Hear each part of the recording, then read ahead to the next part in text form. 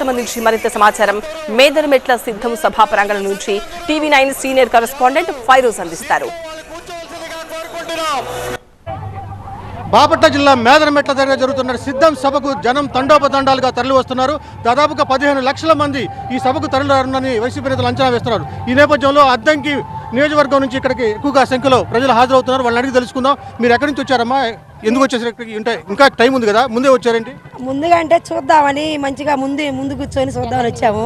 మేము పాణ్యం అనిమిరెడ్డి గారి లెక్కలో వచ్చాము. మధ్యకి కొత్తరెడ్డిపాలెం మాది. చూద్దాం ముందుగా కూర్చొని అని ఉత్సాహంతో వచ్చాము. జగన్ అంటే ప్రాణం, ఉల్లాసం మీద వచ్చాము. జగన్ ఏం మాట్లాడతారు అనుకుంటున్నారు మీరు? ఏం మాట్లాడినా మాట్లాడపోయినా చూడాలనిపిస్తుంది అంతే. ఆయన చూడటం కోసం అన్ని మంచి పనులు కూడా చేస్తున్నాడు అన్న. అన్ని మంచి పనులు చేస్తున్నాడు. మంచి పథకాల కోసం ఆకర్షణ వస్తున్నాం మేమంతా. ఆయన చేసే పథకాల కోసం, ఆయన చేసే మంచి పనుల కోసం అంత మహిళలకు బాగా చేశారు, అందుకని వస్తా ఉన్నాం మేము. సంతానలేమి సమస్యతో బాధపడుతున్నారా? చింతించకండి. సుమారు 90,000 జంటలకు ఆనందం నింపింది ఓఎస్ఎస్ ఫర్టిలిటీ. ఈ రోజే 7825893600 కి కాల్ చేయండి. సంతానోత్పత్తి చికిత్సపై భారీ డిస్కౌంట్లు పొందండి. గుడ్ న్యూస్ చెప్పండి.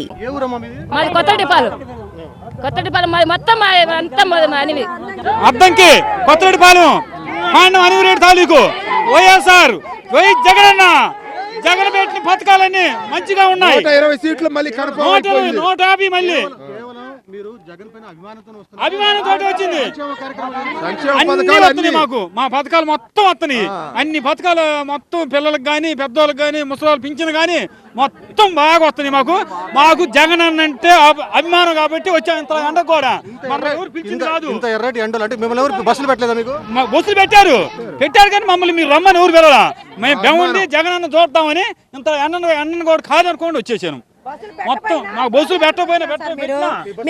బస్సు పెట్టారు కానీ పెట్టకపోయినా పాదయాత్ర చేసుకుంటాను వద్దాం అనుకున్నాం. అంత అభిమానం. రాజశేఖర రెడ్డి బాగా చేశాడు.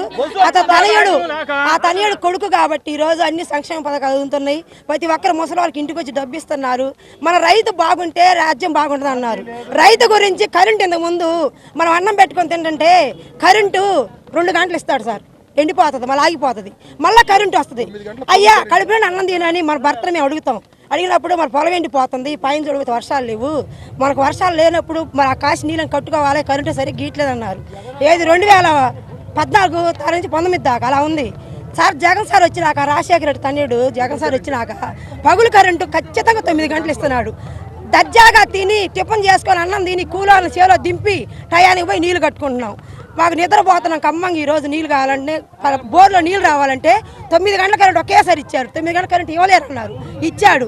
కానీ ముసలి వాళ్ళకి కానీ పిల్లలకు కానీ ప్రతి ఒక్కరు పక్షవాతం వచ్చి ఇంటికాడ పనులు లేక మా ఊర్లో పక్షవాతం వచ్చి ఇళ్లలో ఉండాలని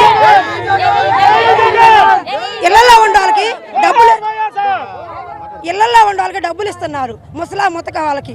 అది కాక పేదోళ్ళు ఉన్నారు సార్. ఆయన ఉన్నప్పుడు చంద్రబాబు నాయుడు ఉన్నప్పుడు కూలి దొరకదు.